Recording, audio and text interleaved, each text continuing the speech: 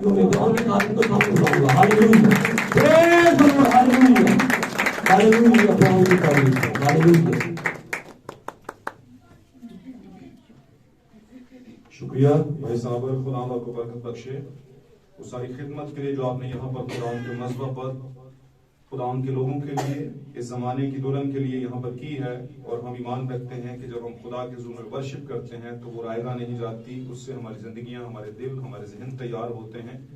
और इसलिए वो तैयार होते हैं ताकि हम खुदा के बीच को अपनी जिंदगी में रिसीव कर सकें और फिर बाद में हम खुदा के हुजूर में उसको कंसीव भी कर सकें, ताकि जब कंसेप्शन का अमल हो तो फिर जिंदगी दुनिया में आ जाए।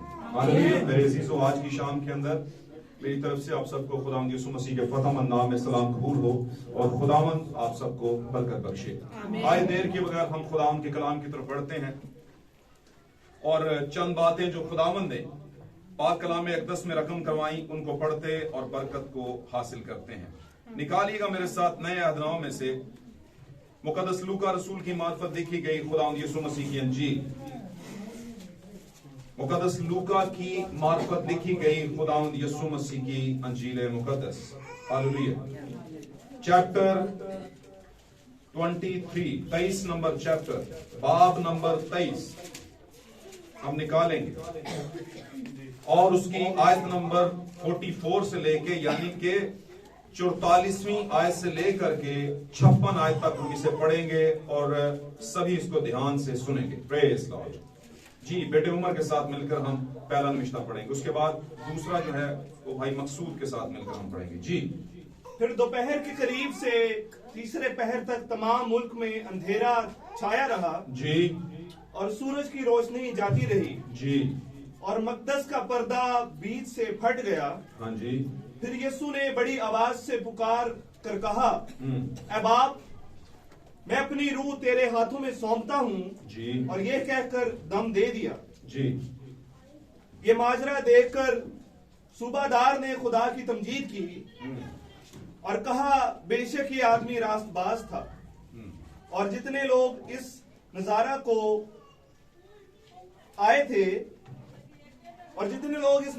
आए थे ये माजरा देखकर छाती पीटते हुए लौट गए। और उसके सब जान पहचान और वो औरतें जो गलील से उसके साथ आई थीं दूर खड़ी ये बातें देख रही थी। और देखो, यूसुफ नाम एक शख्स मुशीर था जो नेक और रास्तबाज आदमी था और उनकी सलाह और काम से रजामंद ना था। ये यहूदियों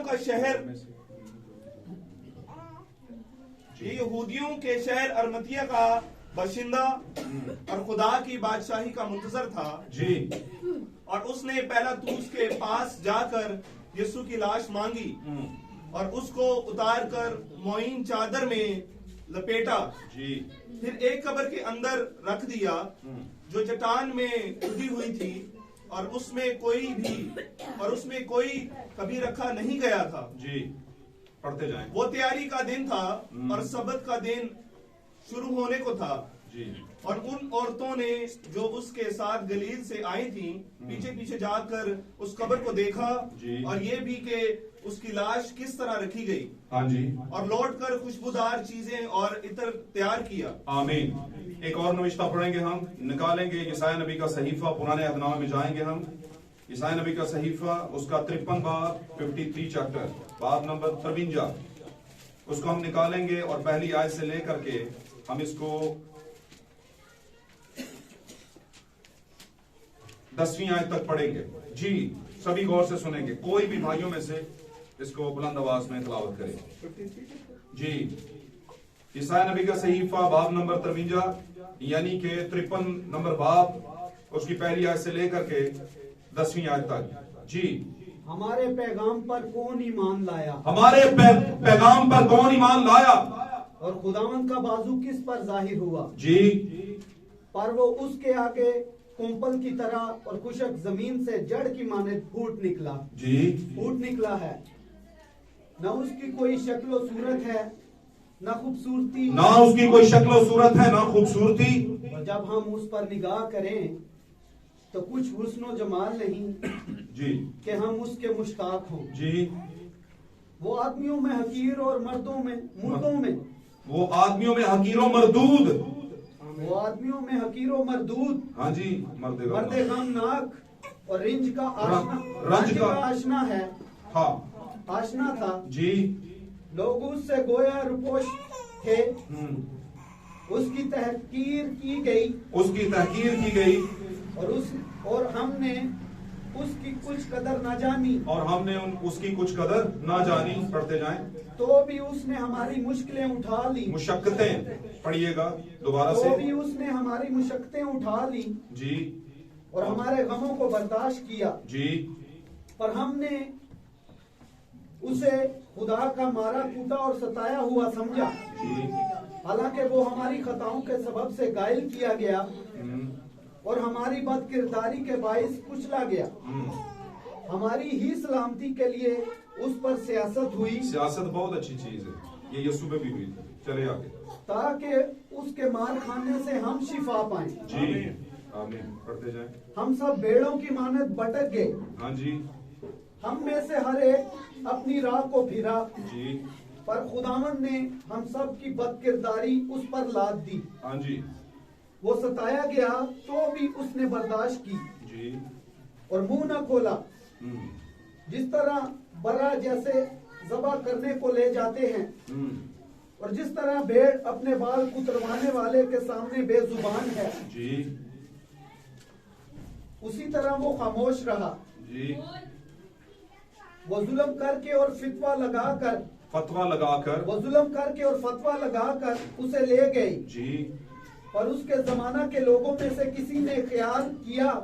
पर उसके जमाना के लोगों में से किसने ये ख्याल किया? पर उसके जमाना के लोगों में से किसने ख्याल किया कि वो जिंदों की जमीन से काट डाला गया। मेरे लोगों की खताओं के सबब से उस पर मार पड़ी। मेरे लोगों की खताओं के सबब से उस पर मार पड़ी। पढ़िएगा, 2 आयतें रह गई हैं। उसकी कब्र भी शरीरों के दरमियान ठहराई गई और वो अपनी मौत में दौलतमंदों के साथ मुआ। हाँ जी। हालांकि उसने किसी तरह का जुल्म ना किया। हाँ जी। और उसके मुंह में हरगिज छल ना था। हाँ जी। ये मुआ नहीं लिखा हुआ, दौलतमंदों के साथ हुआ।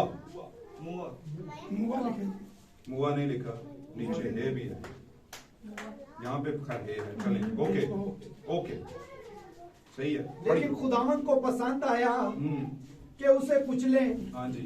उसने उसे गमगीन किया। जी। हाँ जी पढ़ते जाएं। जब उसकी जान कुर्बानी के लिए गुजरानी जाएगी तो वो अपनी नस्ल को देखेगा। हाँ जी आमीन। खुदा के कलाम का पढ़ा जाना और सुना जाना मेरे अजीजों हम सबों के लिए बायस बरकत हो। और इस कलाम के बायस आज मेरी दुआ है कि आप पर से हर तरह की मुश्किल, किसी भी तरह की मुश्किल का साया जो है वो आपकी जिंदगी से छट जाए, क्योंकि कलाम का वादा है कि जब वो अपने कलाम को नाजिल करता है तो लोगों को शिफा मिलती है। हालेलुया। तशरीफ रखिए, खुदा आपके साथ। Hallelujah hallelujah. संजीदगी को बनाए रखिएगा और कोशिश कीजिएगा बच्चे जो है ना वो गहमा गहमी ना करें और थोड़े टाइम के लिए थोड़ा सा गौर से सुने। हम चूंकि हमारी जो इबादत का टाइम था थोड़ा सा फर्क था तो कोई मसला नहीं। आज चूंकि वर्किंग डे था तो वर्किंग डे में ऊंच नीच हो जाती है और इसी को मद्देनजर रखते हुए हम फिर कलाम को भी लेकर चलेंगे, थोड़ा सा शॉर्ट करके लेकर चलेंगे। आज के दिन के हवाले से मेरे अजीजों में आपको बताता चलूं, ये दिन सो-कॉल्ड कलीसियाओं में बड़ा नामी ग्रामी दिन है। सो-कॉल्ड कलीसियाएं जब मैं कहता हूं तो इससे मेरा मतलब नाम नेहाद कलीसियाएं हैं, नामी ग्रामी कलीसियाएं हैं जिनकी एक पहचान है, एक नाम है, एक रुतबा है, एक स्टेटस है, स्टैंडर्ड है। आमीन। जो दुनिया के अंदर अपना एक वजूद रखती हैं और उनका अपने आप के अंदर एक खास रुतबा और इज्जत पाई जाती है उन कलीसियाओं के अंदर। पूरी दुनिया की जो कलीसियाएं हैं आमीन, वो इस दिन को बड़ी आबोताब के साथ मनाते हैं। हालेलुया। मामला दिन का नहीं है। आमीन। सारे ही दिन खुदावंद के हैं। हालेलुया। कल मैं ये बात कर रहा था कि गुड फ्राइडे जो है क्या वो सिर्फ आज का ही दिन गुड फ्राइडे है? दूसरे दिन गुड फ्राइडे नहीं हो सकते? गुड फ्राइडे को जो उर्दू लैंग्वेज में बताया गया है, उर्दू में तर्जमा किया गया है, या नॉर्मली लोग इसको जब कहते हैं तो कहते हैं मुबारक जुमा, है ना?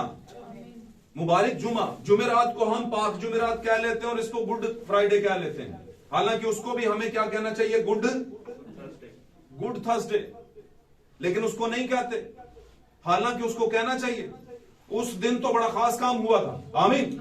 मैं ये नहीं कहता कि आज बड़ा छोटा काम हुआ था, नहीं नहीं नहीं, आज भी बहुत बड़ा काम हुआ था। एनी हो, हम इस दिन के मुतालिक हम देखते हैं और इस दिन के अंदर जिस चीज का तस्करा किया जाता है, जिक्र किया जाता है, उस पर गौर करते हैं। मैंने 2 नविश्ते आपको पढ़ाए, मेरे पास और भी हैं, मैं आपको दे सकता हूं वो नविश्ते, लेकिन मैं कोशिश करूंगा पढ़ाऊंगा कम और बोलूंगा थोड़ा सा ज्यादा। आमीन। हमने यहां पर एक हवाला नविश्ता उठाया पुराने अहद के अंदर, यसाया नबी के सहीफा के अंदर।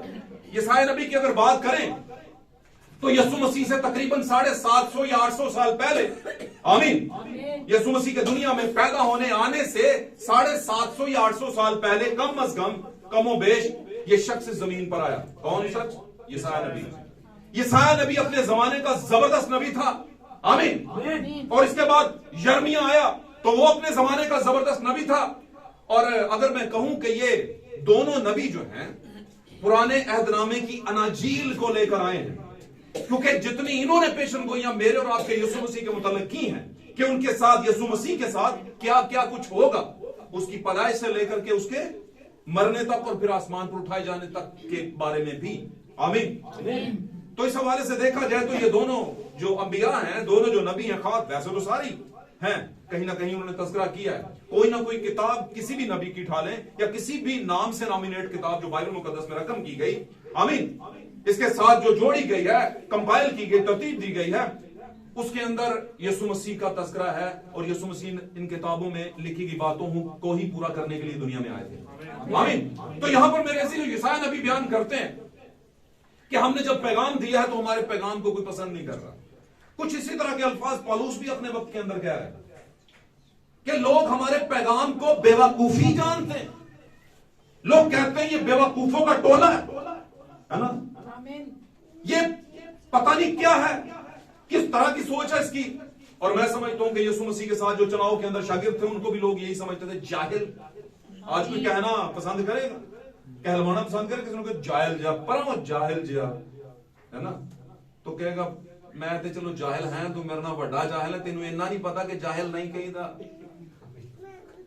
बात समझ रहे? वो किसी बंदे ने कहा था, मैं एक जगह सुन रहा था, उसने कहा कि जब आपकी वाइफ खाना बना के आपके सामने लाए, क्यों जी, और आप फौरन ये 4 मांग ले, हालांकि ऐसा नहीं होता नहीं है, बस ये बन गई थी बात। अब बात की बात कर रहा हूं मैं, आपने इसको सीरियस नहीं बहने लेना है, बहनों शादीशुदा जोड़े हो सीरियस ना ले, तो वैसे बात कर रहा हूं। तो उसने कहा वो जब खाना आप रखें तो वो एक नवाला लगाए और उसके बाद बोले वो जरा 4 इधर करना। तो इसका मतलब है आपके खाने में दम नहीं, आपके खाने में दम। लेकिन साथ ही उसने एक और भी बात कही, कहता दम वैसे आपके खामद में भी नहीं है, क्योंकि उसमें ये दम ही नहीं है कि मैं ये कहूं कि आपके खाने में दम नहीं। बात समझे कि नहीं समझे? खाने में तो दम नहीं है, ये तो है, लेकिन दम आपके शोहर में भी नहीं है कि वो ये कह सके कि भाई जी खाने च दम नहीं, क्योंकि उसे पता है अगर ये कहूंगा तो 1000 तरह की मुझे आगे से, तो बेहतर ये है कि इस खाने का अल्टरनेट भी साथ में जोड़ लूं। बात समझ आ रही है? हाँ, मैं यहां पर एक बात करना चाहता हूं आपके सामने मेरे अजीजों। मुकद्दस पौलुस कहता है कि हमारा पैगाम लोगों के लिए बेवकूफी है, लेकिन वो भूल बैठे हैं कि हम में अपनी अकल नहीं है, बल्कि हम में किसकी अकल है? मसीह की अकल है। अब अगर मसीह की अकल पौलुस के अंदर है तो पौलुस ही बयान करता है खतूत के अंदर, आमीन, कहता है नबियों में मसीह का रूह था, मसीह की अकल थी। हालेलुया। जब नूह आगाज करता है प्रीचिंग का, वो आगाज करता है कोई चीज मैन्युफैक्चर करने का, यानी बनाने का, वो कश्ती जहाज नुमा, संदूक नुमा, आर्क नुमा एक कश्ती बनाता है बहुत बड़ी, उसका आगाज करता है तो साथ में प्रीचिंग भी करता है। हालेलुया। तहफ्फुज की जगह को तामीर करता है और साथ में कहता है पायजाना किसी हास्ते नहीं चर्च बनाया। गल समझे? वैसे आपस की बात बताऊं तो बातें कहने के लिए होती हैं, है ना, जेब च रख छड़ो तो बंब का गोला बन के हार्ट अटैक कर छड़ियां तो कह देनी चाहिए, क्यों जी? तो उसने क्या बनाया? उसने एक तहफ्फुज की जगह बनाई। अब आज के जमाने में आप उसी जगह पर जाएंगे जहां पे आपको मजा आएगा। बात समझे? कुछ लोग मजा लेते हैं एनवायरमेंट का, बोलते जाए सामने। कुछ लोग मजा लेते हैं माहौल का, एनवायरमेंट का। एसी लगा हुआ है, एलसीडी भी लगी है चर्च में। मैंने लोगों को कहते सुना है, हम दफ्तर जाते हैं, बहुत से क्रिश्चियन लोग हैं जो आते हैं, वो कहते हैं भाई जी पता था उन्होंने एसी लवाए ना चर्च में। भाई उनका ये है, वो है, बहुत सी चीजें बयान करते हैं। मैं इस तरफ जाता नहीं हूं, लेकिन मैंने आपको थोड़ा सा, तो मेरे अजीजों ये सारी चीजें खुदावंद ने दी है। खुदावंद सबको बरकत दे, ऐसे हालात दे कि वो भी इस तरह की जो अच्छी चीजें हैं, वो अच्छी का मतलब यह है कि लोगों को जो लोगों के लिए आसानी और सुकून दे सकती हैं वो हों। लेकिन ये चीजें जरूरी नहीं है। सबसे ज्यादा जरूरी क्या है कि आप खुदा के कलाम से जो है वो खुश हों, और खुशी तभी आती है जब आपको किसी चीज का मजा आता है। और मजा जब आए तो इसका मतलब है कि कलाम में दम है। कलाम में क्या है? दम है। और कभी कभी कलाम में दम नहीं होता, और हम साथ में चार डाल के ये भी नहीं कह सकते कि भाई जी मेरे च दम नहीं, कि मैं तानू कहां कि ताड़े कलाम च दम। हम कहते हैं आन दो बेदम। बात समझ रहे? ऐसे नहीं कहना, जब नहीं तो बोलो नहीं। आमीन। मैं एक मीटिंग में था लास्ट ईयर, इसी अपने इलाके के अंदर। तो एक गेस्ट पास्टर थे, बड़ा नामी ग्रामी पास्टर है, डॉक्टर लेवल के। वो आए हुए और ठंड बड़ी थी, क्रिसमस की नाइट थी और प्रोग्राम रखा हुआ। मैं भी आ गया, मैं बैठा हुआ, मुझे किसी ने बुलाया था यहाँ पे ऊपर के मीटिंग में। तो जब पास्टर्स बैठे होते हैं, जो प्रीचर होता है, तो पास्टर को इंटरलिंक करके कहता है, क्यों भाई जी? कहता है कि नहीं कहता? आवाम को तो कहता ही है, पास्टर को भी कहता है, जो साथ में बैठे होते हैं। अब कुछ यहां पर बैठे थे, कुछ सामने इधर बैठे हुए थे। वो जो सामने इधर बैठे हुए थे, उनमें अगली रो में मैं भी बैठा हुआ था। तो जो बात ठीक थी उस पे तो मैं कहता था वेरी गुड क्लैपिंग, लेकिन जो बात नहीं थी वो कहता था क्यों जी भाई जी। और उम्मीद करते थे वो जो डॉक्टर साहब थे, पास्टर साहब थे, कि ये भी ताली बजाए। तो मैं क्यों बजाऊं? ताली तो मैं उस बात पे बजाऊंगा जिसमें दम था। दम होगा तो मैं कहूंगा ओके है, ये ठीक है। लेकिन जिसमें दम नहीं है, मैं कैसे कह सकता हूं? क्योंकि ये कोई घर के खाने का मामला थोड़ी है, ये तो आसमान के खाने का मामला है। हालेलुया। लेकिन याद रखिए, जैसे उस जमाने में लोगों ने कहा, हर रोज ये नकम्मी खुराक हमें दी जाती है। बात समझ रहे हैं? हर बार आप यही कहते हैं उकाब, हर बार आप ये कहते हैं एक खाना उकाबांदा सदा ही ताजा रहता है। जिन्ना ऊंचा उड़दा उना ही गहरा रहता है खाना। हालेलुया। समझे बातों को। यहां पर पौलुस कहता है हमारे पैगाम पर किसने अमल किया? किसने क्या लिखा है? किसने ध्यान किया? ध्यान किया। किसने गौर किया? किसने ध्यान किया?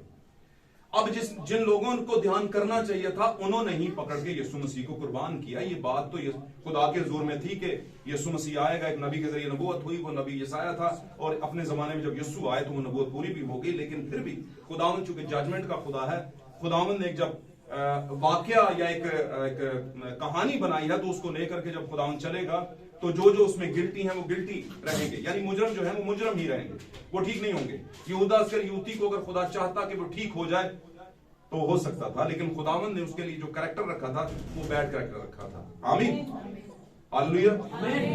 यहां पर यीशु मसीह के बारे में लिखा गया कि यीशु एक जमाने में आएगा, यशायाह ने नबूवत की कि यीशु आएगा और उसको ऐसे ले जाएंगे जैसे बेजुबान बर्रे को ले जाते हैं, जैसे जब उसके बाल काटे जाते हैं, और इसी तरह फिर ज़बह करने के लिए ले गए। और उसके जमाने के लोगों में से किसने ये ख्याल किया कि वो जिंदों की जमीन से काट डाला गया? और ये बात बिल्कुल सच है। जब यीशु मसीह जमीन पर आए तो किसी को पता ही नहीं था कि ये यीशु कौन है। भाई यीशु कौन है? भाई यीशु किसी को नहीं पता था। आमीन। हालांकि वो बड़े मौजूद करते थे, और चलते चलते चलते कम से कम यरूशलेम के अंदर और गिरदोनवा के अंदर यीशु मसीह का एक नाम हो गया।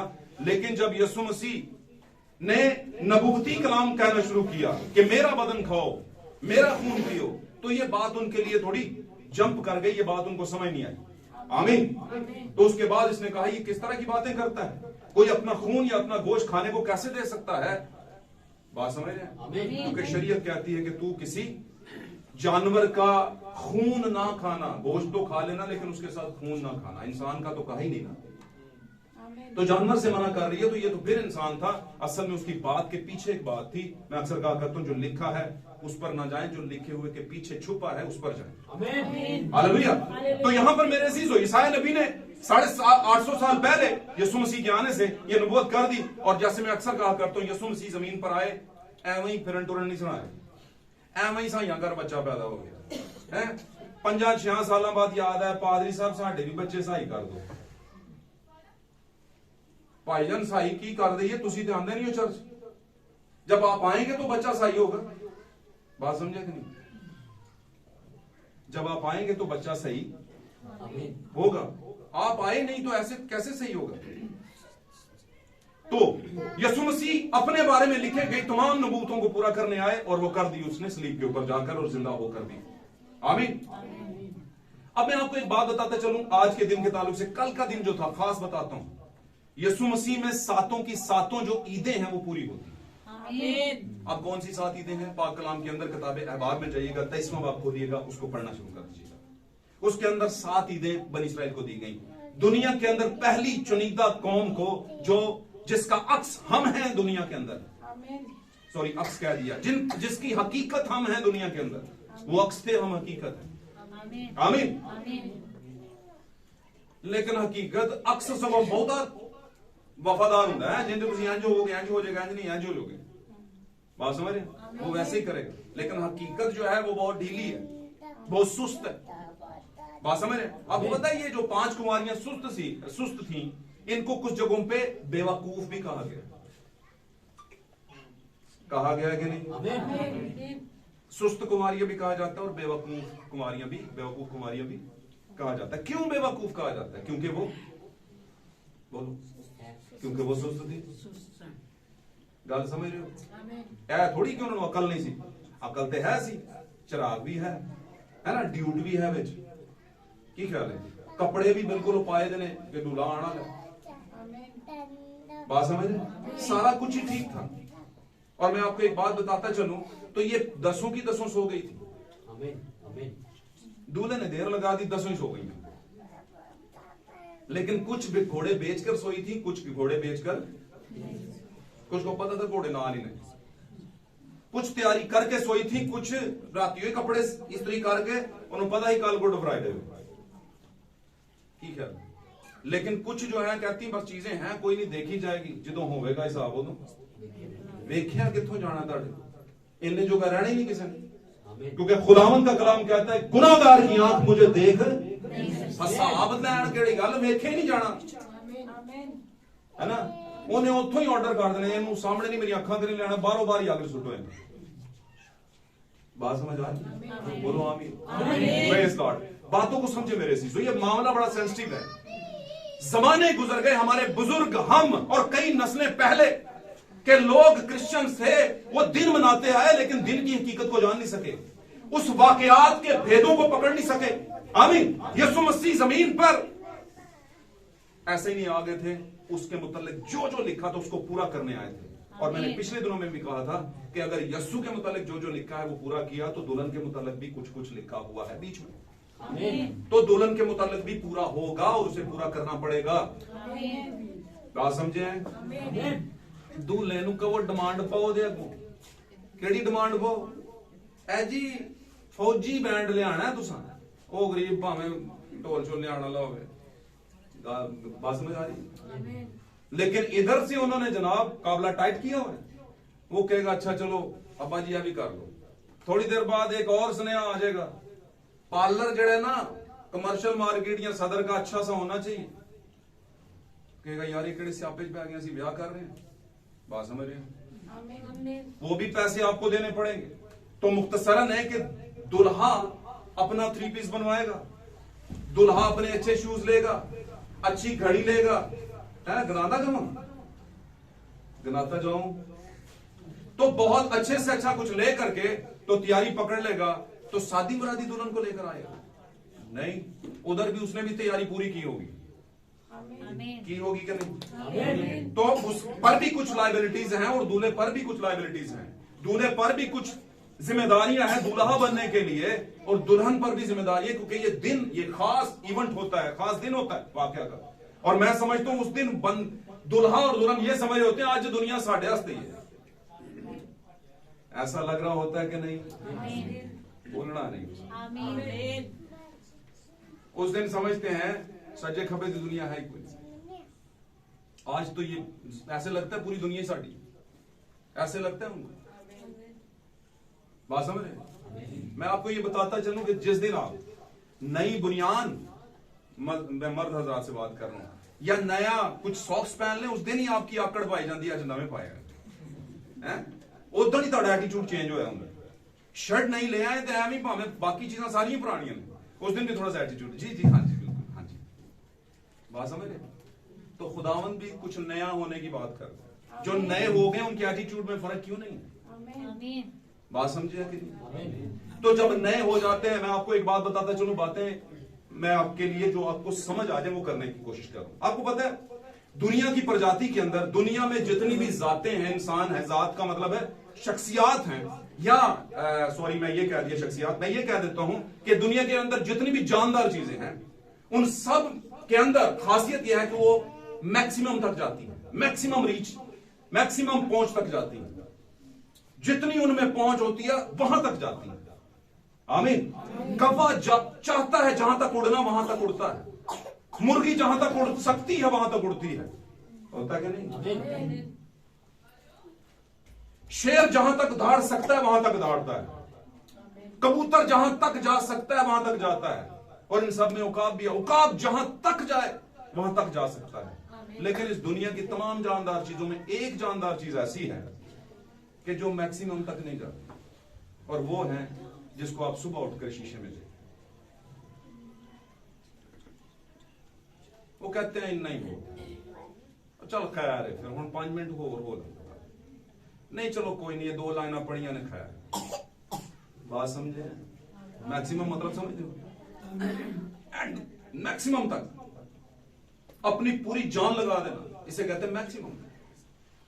आप मैक्सिमम की बात करते हैं, आप तो 20 गुना जिस दिन कर लिया ना खुदावंद के लिए, तो खुदावंद ने उसको काउंट कर लेना, इसने 30 गुना, 60 गुना और 100 गुना, सॉरी 20 कह दिया, 30 गुना, क्योंकि बाइबल में मेंशन किया।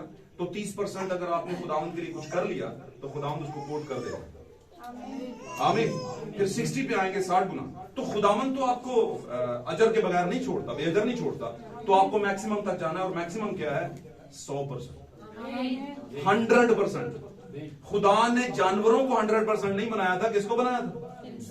लेकिन इंसान क्या हो गया? लेजी हो गया, सुस्त हो गया, और सुस्त होने को बेवकूफी कहा गया। और आज आधे से ज्यादा दुनिया, यूं कहूंगा दुनिया का चौथा हिस्सा जो है वो बेवकूफी का शिकार है।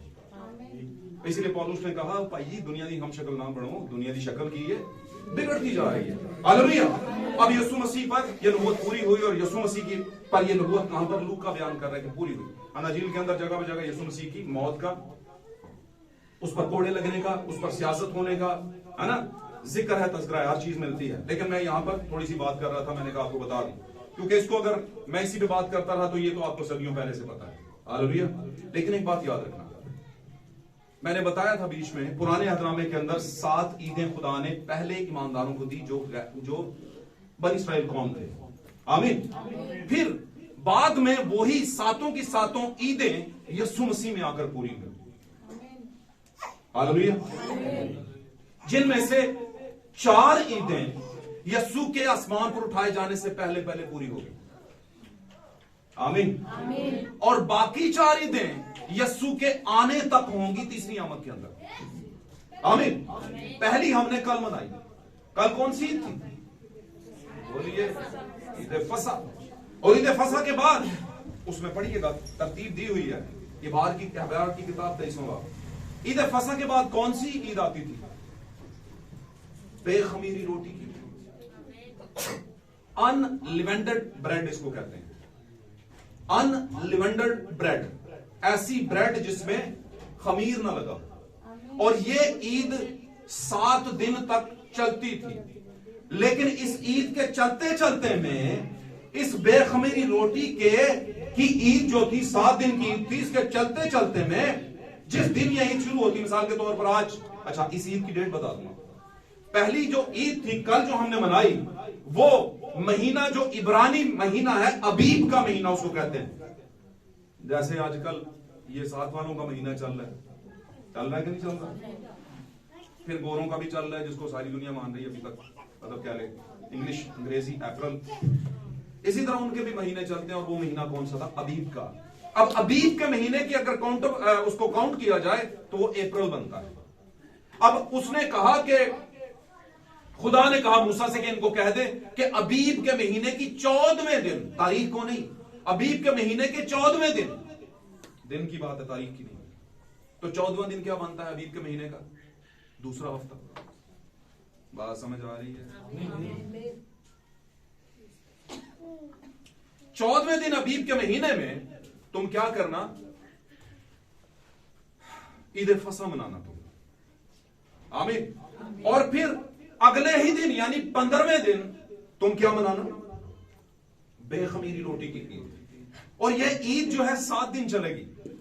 जब ये 7 दिन चल रही होगी, लेकिन 15वीं तारीख के अगले ही दिन दूसरी ईद भी शुरू हो जाएगी। और वो कौन सी ईद होगी? पहले फलों की ईद। पहली ईद क्या थी? ईद फसा, जो कि हमने कल फसा, पास ओवर उसको कहते हैं, वो हमने कल मना लिया। वो कैसे मनाई? कि हमने यीशु मसीह का खून गोश्त लिया। ऐसे ही था, खून और बदन यानी कि खून गोश्त उसमें शामिल हुए। इसका मतलब क्या है? यानी कि उसके खाने से, पास ओवर का मतलब है करीब से गुजर जाना। पास ओवर का क्या मतलब है? छोड़ जाना, करीब से गुजर जाना, दरगुजर कर जाना, बेध्यान कर जाना, है ना? तो वहां पर क्या हुआ था, वो उसकी याद में थी। ये पहली बार पैदाइश की किताब के 12वें बाब में मनाई गई। आप जानते हैं, मैं इसको बहुत दफा पढ़ा चुका हूं।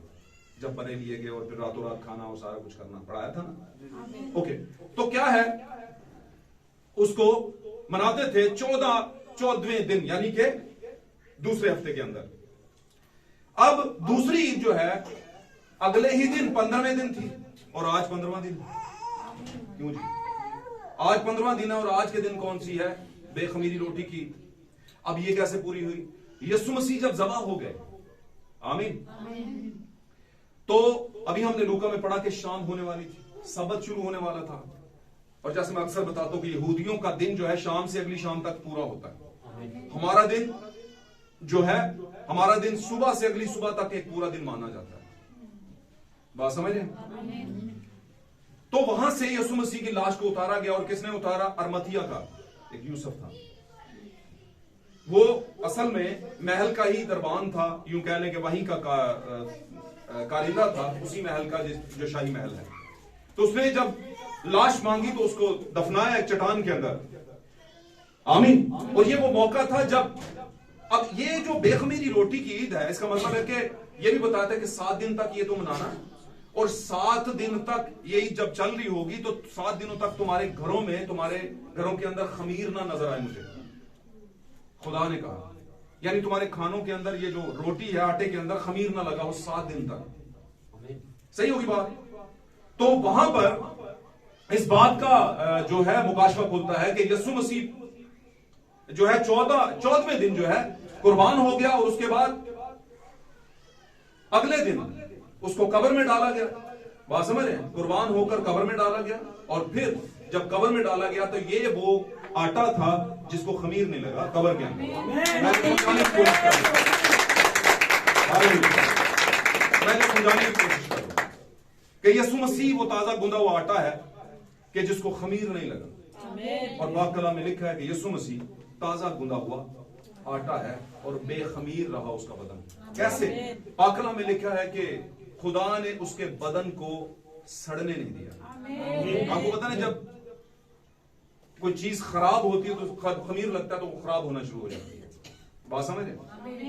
तो यीशु मसीह के बदन को खमीर नहीं लगा, और यीशु मसीह उसी हालत में, बेखमीरी हालत में दोबारा जी उठा। और वो कौन सी ईद होगी? जब वो जी उठेगा, तीसरी ईद होगी। और वो कब होगी? इतवार वाले दिन, क्योंकि आज का दफनाया जाना, और फिर आज की रात, और कल का दिन, और परसों की पूरी रात, और फिर अगले दिन मॉर्निंग। और यीशु ने भी यही कहा था, 3 दिन रात, 3 दिन रात मैं कब्र के अंदर रहूंगा। आमीन। अब आपको बताने का मकसद यह है कि अगर आज हम कोई दिन मना रहे हैं तो उसके पीछे वजह क्या है? वजह यह है कि यीशु मसीह ने पुराने अहदनामे की शरीयत को उन 7 ईदों को अपने ऊपर पूरा किया है। आमीन। कुछ को किया है, कुछ को आने वाले वक्त में करेगा वो। हालेलुया। खुदा अपनी इन 7 की 7 ईदों के मुकाशफात जो है यीशु मसीह में पूरे कर रहा था। गो के पुराना अहदनामा मिसाल के तौर पे जैसे अहद का संदूक है और नूह की कश्ती जो है ये भी यीशु मसीह को प्रेजेंट करते हैं। हालेलुया। और पुराने अहदनामे का इब्राहिम जो है वो यीशु मसीह को प्रेजेंट करता है और बहुत सी और भी चीजें, सुलेमान जो है वो भी यीशु मसीह को प्रेजेंट करता है, दाऊद यीशु मसीह को प्रेजेंट करता है, मूसा और इसी तरह और भी बहुत से। आमीन। तो प्रेजेंटेशन पुराना अहदनामा सारी की सारी यीशु मसीह की दे रहा है, यानी कि उसको पेश कर रहा है। तो मैं बताने की कोशिश कर रहा हूं कि आज की जो ईद है मेरे अजीजों, वो ईद है बेखमीरी रोटी की ईद। अब यीशु मसीह ने उस ईद को पूरा किया, उस हुक्म को पूरा किया जो अहबार की किताब 23वें बाब में लिखा था कि तुम 15वें दिन बेखमीरी रोटी की ईद मनाना और 7 दिनों तक तुम्हारे घर में जो है वो खमीर लगी हुई कोई आटा ना हो और घरों में खमीर ना नजर आए। तो ये इससे बात ये नजर आती है कि अगर आज यीशु मसीह हम में मौजूद है, हालेलुया, और हम जमीन पर यीशु मसीह की प्रेजेंटेशन, उसकी दुल्हन, उसका जलाल जाहिर कर रहे हैं, तो फिर हमें भी कहीं ना कहीं पर खमीर नहीं लगना चाहिए। हमें भी सोचना चाहिए कि हम भी क्या बेखमीर हैं। अब बेखमीर और खमीर लगे हुए का मैं बताता हूं आपको क्या मामला है। खमीर लगे होने का मतलब यह है, 2 मतलब है इसका। पहला मतलब कि वो खराब है, उसे खमीर लग गया। आप जब रात को आटा रखते हैं सुबह खमीरा हो जाता है, बात समझ रहे? सड़ जाता है, उसमें फिर वक्त के साथ साथ उसमें स्मेल भी आना शुरू हो जाती है और कोई भी उसे नहीं खाता या खाना नहीं पसंद करता, और अगर कोई खाएगा तो वो वैसे खतरनाक होता है चीज। बात समझ रहे? इसी तरह हम जमीन पर हैं और जमीन पर यीशु मसीह की प्रेजेंटेशन है जो उसकी दुल्हन है, और हम में खमीर, हमने 7 दिन तक खमीर अपने अंदर नहीं आने देना अपने घरों में। हमारे घर कौन से? ऊंचा बोले। हमारे बदन खुदा का क्या है? अपना अपना फर्दन फर्दन जो बदन है खुदा का क्या है? घर है। बात समझ रहे? तो उसने कहा कि 7 दिन तक तुमने अपने घरों में खमीर नहीं रहने देना। अब ये कौन से 7 दिन है? बोलने पता है ना, पर बोलना नहीं उसको। 7 दिन तक उसने कहा कि भाईजान अपने घरों में खमीर, 7 दिन की ईद चलेगी है। इससे पहले कि दूसरी ईद भी साथ चलना शुरू हो जाए, पहले फलों की ईद, तुमने ये 7 दिन तक ये भी करना है। वो ईद चल रही होगी पहले फलों की, लेकिन 7 दिन तक खमीर नहीं होना चाहिए। अब ये 7 दिन बेखमीरे रहना है। और किसको कहा गया? उसने अपने चुनिंदा लोगों को कहा। 7 कलीसियाई ज़माने 7 दिन हैं। आमीन। और याद रखिएगा उसने तो कहा था कि खमीर ना लगे 7 दिन। 7 दिनों के अंदर तुम्हारे घरों में खमीर ना हो। पहला कलीसियाई ज़माना आया मुकद्दस पलूस का, 325 तक जब वो पहुंचा तो उसी के ईमान के जितने लोग थे आगे उनकी नस्लें थी, जाके 325 में खमीर लग गया। लेकिन खुदावंद ने अपना बेखमीरा बीज निकाल कर साइड पर रख लिया, लेकिन वो थोड़ा सा था और ज्यादा लोगों को क्या लग गया? खमीर लग गया। फिर दिन अगला शुरू हो गया। आमीन। और याद रखिए इसके साथ साथ ईमानदार यानी पहले कलीसियाई जमाने के लोग जो थे, मुकद्दस पलूस के जेरे साया जो आगे बढ़े थे, वो साथ में यीशु मसीह के जी उठने को भी मानते थे। यानी पहले फलों की ईद भी साथ साथ चल रही थी। यीशु मसीह जी उठने वालों में पहला फल है। आकला मेरे के हवाले ले लीजिएगा। आमीन। तो यीशु पर तीसरी ईद भी पूरी हुई, लेकिन ये तीसरी ईद जब आई है अगले ही दिन, तो साथ में खमीर का सीगा शुरू हो गया कि भाई खमीर नहीं लगा होना चाहिए, तुम्हारे घरों में खमीर नहीं होना चाहिए। और उसका घर चूंकि 7 कलीसियाई जमानों की कलीसियाएं हैं, ईमानदार हैं जो दावेदार थे कि हम खुदा का घर है, मसीह हम में रहता है, खुदा हम में रहता है। आमीन। लेकिन खमीरे घर में नहीं रहता। ऐसा नहीं हो सकता। दाऊद ने कहा कि ऐ खुदावंद, अगर मैं बदी को अपने दिल में रखता तो तू मेरी कभी ना सुनता। बदी भी अंदर हो और खुदा सुने भी, ऐसा नहीं होता। या तो आप खमीरा होना पड़ेगा या बेखमीर रहना पड़ेगा।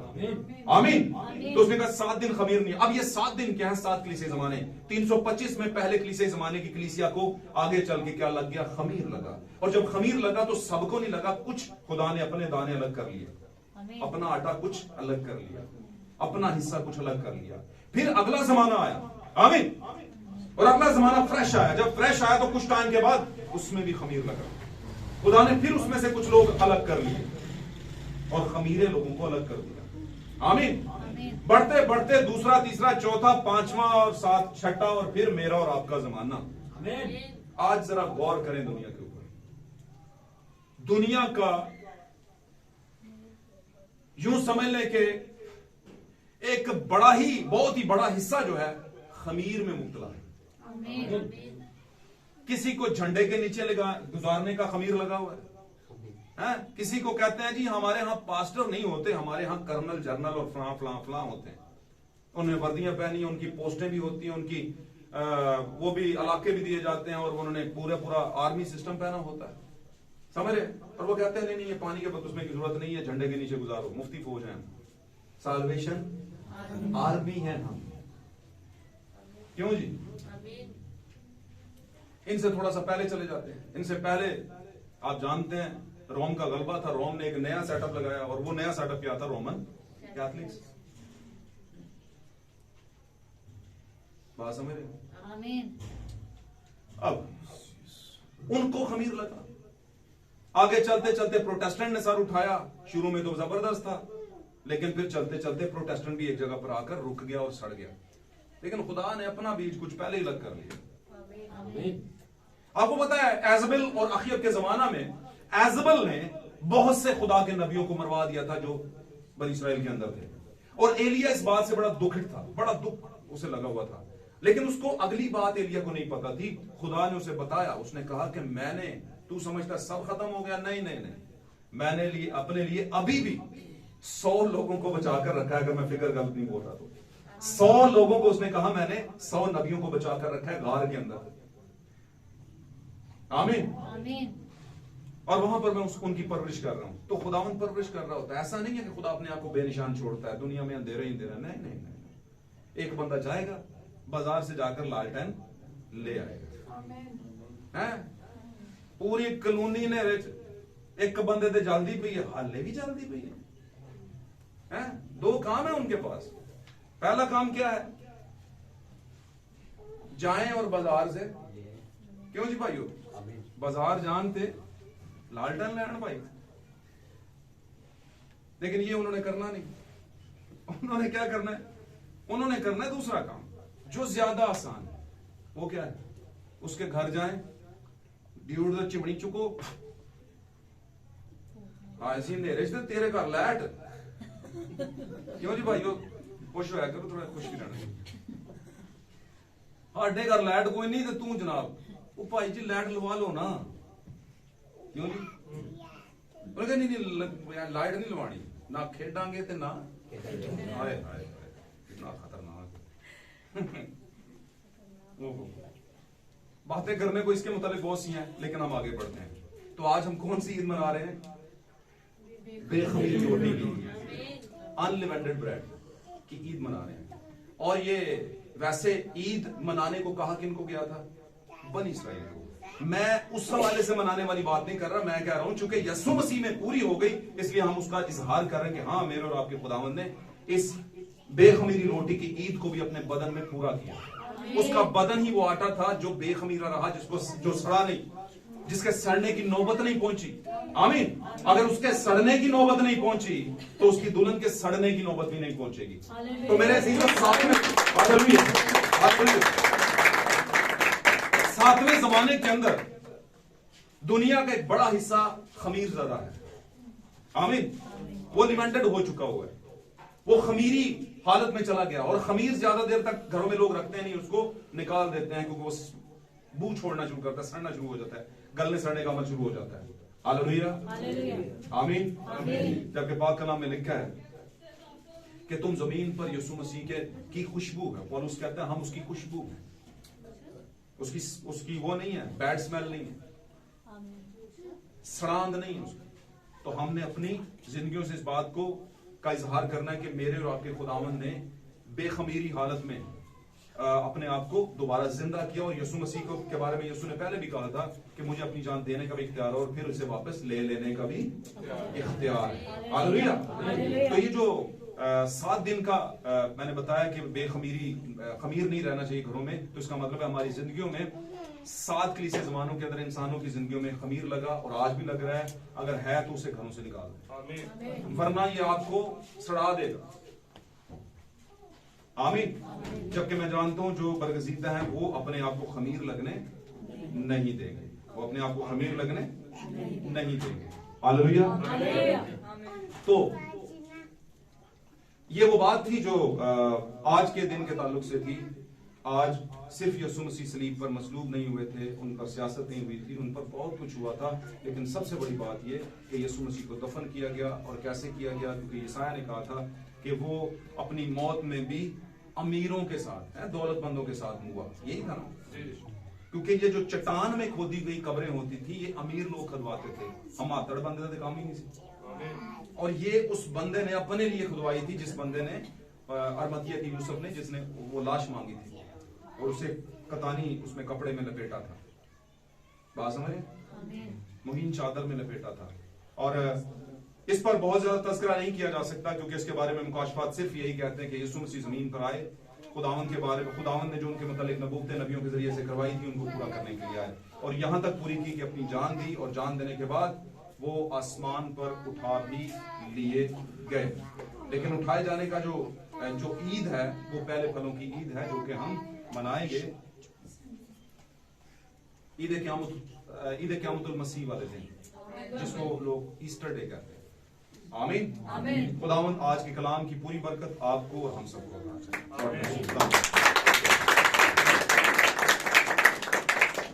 आए। मेरे अजीजों, हम अपनी आंखों को बंद करते हैं और इतना बड़ा काम जो दुनिया में आज से कई हजार साल पहले हुआ उसकी शुक्रगुजारी करते हैं। इस बात की शुक्रगुजारी करते हैं कि खुदावंद ने